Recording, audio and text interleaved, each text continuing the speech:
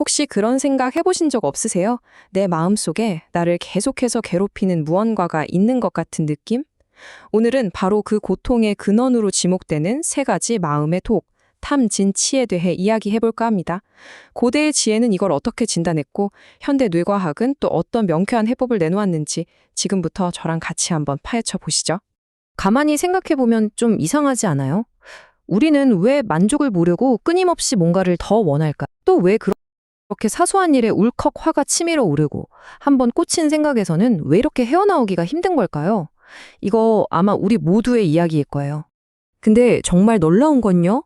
이 오래된 질문에 대한 답이 수천 년 전의 통찰과 최첨단 뇌과학이 딱 만나는 지점에 있다는 거예요.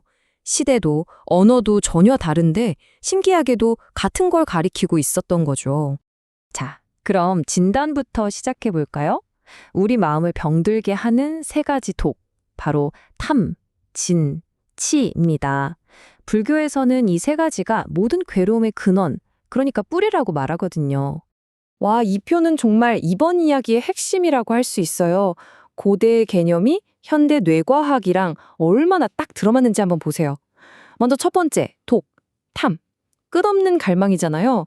이게 현대 뇌과학에서는 도파민 과부하 상태래요. 그러니까 쾌감을 느끼는 뇌 회로가 계속 더 강한 자극을 원하면서 중독되는 거죠. 두 번째, 진은 성냄, 현실을 막 밀어내는 마음인데 이건 뇌에서 감정 스위치 역할을 하는 편도체가 이성을 확 마비시켜버리는 편도체 하이제이킹이랑 정확히 같아요. 그리고 마지막, 치. 세상을 있는 그대로 못 보는 어리석음인데 이건 심리학에서 말하는 인지 편향이랑 똑같아요. 나만의 필터로 세상을 보면서 스스로를 거기에 가둬버리는 거죠. 정말 소름 돋지 않나요? 법구경에 나오는 이 구절이 이 독의 본질을 정말 정확하게 꿰뚫고 있어요. 녹은 쇠에서 생겨나서 결국 그 쇠를 먹어버리듯 이 탐진치라는 독이 밖에서 오는 게 아니라는 거예요. 바로 내 안에서 만들어져서 결국 나 자신을 갉아먹는 녹과 같다는 거죠. 무섭죠? 자, 그럼 이렇게 좀 추상적으로 들리는 독들이 우리 일상에서는 대체 어떤 모습으로 나타날까요? 아주 구체적인 예시들을 통해 한번 들여다볼게요. 먼저 음식.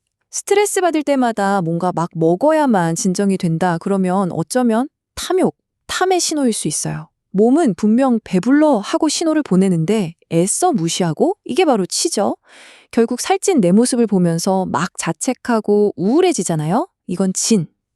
근데 해독제가 생각보다 간단해요. 바로 마음 챙김 먹기. 하버드 연구를 보니까요. 그냥 음식의 맛, 향, 식감에 온전히 집중하면서 천천히 먹는 것만으로도 인슐린 저항성이 20% 넘게 좋아졌대요. 재물은 어떨까요? 단기간에 큰돈 벌고 싶은 욕망, 탐에 영끌에서 투자하고 시장이 무너지면 세상을 탓하면서 분노하고 진, 돈이 행복의 전부라는 착각, 치에 빠져서 진짜 소중한 것들을 놓치곤 하죠. 여기에 대한 해독제는 공동 번영의 가치를 아는 거예요. 사회에 좋은 영향을 주는 투자를 하거나 나눔을 실천하는 건 그 순간적인 도파민의 짜릿함과는 비교도 안 되는 깊고 안정적인 행복감, 그러니까 세로토닌이 주는 만족감을 우리에게 준다고 해요. 관계에서의 독은 정말 치명적이죠. 순간의 쾌락, 탐에 빠져서 소중한 사람의 믿음을 저버리고 문제가 생기면 오히려 상대방 탓을 하면서 상처를 주잖아요. 진. 이게 다 상대를 내 욕망을 채우는 대상으로만 보기 때문이에요. 치. 진짜 해독제는 존중에서 시작하는 깊은 연결감이에요. 파트너를 그냥 한 사람의 인격체로 존중하고 권력의 독에 빠진 사람, 우리 주변에서도 종종 보이죠. 내 말이 다 맞아 하는 오만, 치에 빠져서 팀원들을 자기 성공의 도구로만 쓰고 탐, 자기 말에 반대하면 막 불이익을 주고 진.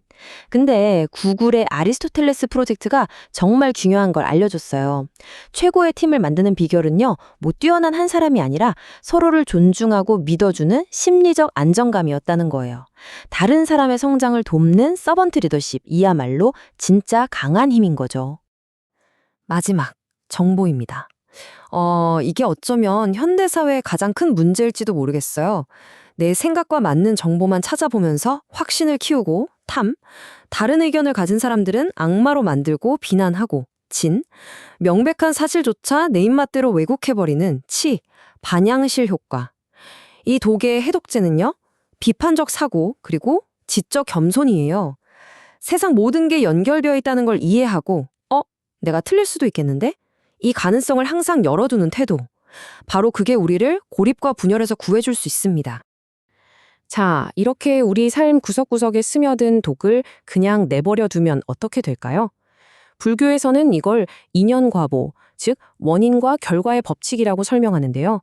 우리가 치러야 할 대가가 생각보다 훨씬 혹독합니다. 이 숫자 한번 보세요.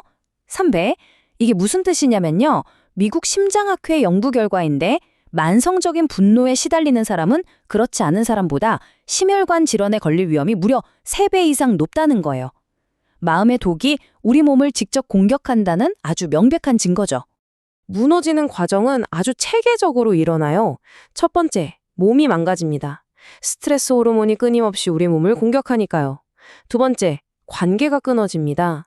이기심과 분노는 결국 주변 사람들을 다 떠나가게 만들고 우리를 철저히 외롭게 만들죠. 그리고 마지막, 마음이 스스로를 가둬부려요.